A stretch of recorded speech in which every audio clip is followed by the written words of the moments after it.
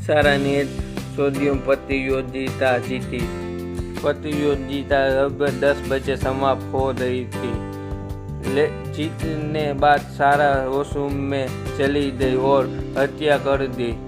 जासूस मेहुल मामले को हल करने के लिए अपराध स्थल पर आता है और 2 चीजों तो देखता। सबसे पहले सारा था मृत्यु गायब था। में वो जो सारा थी धड़ी सारा और हत्या के बीच हृदय था संदेश देती ही। धड़ी 10:08 बजे जो शायद सारा मारे दई समय है। मेहुल 3 संदूक से पूछताछ करता है। पहला, प्रतियोगी सर में अपने प्रेमी के साथ तस्वीर ले रही थी।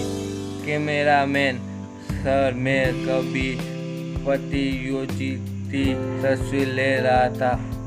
आयोजक सर मैं एक वीडियो कॉल पर अपनी पत्नी के साथ बात कर रहा था।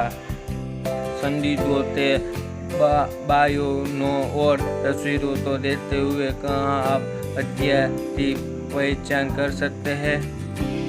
प्रतियोगी कैमरामैन व्यवस्था करने वाला। दोस्तों कमेंट में बता देना, लाइक कर देना, सब्सक्राइब कर देना। कैमरामैन के पास 10:08 पर सारा की एक तस्वीर है, लेकिन उस समय तक सारा पहले ही मर चुकी थी। उन्होंने फोटो का समय संपादित किया।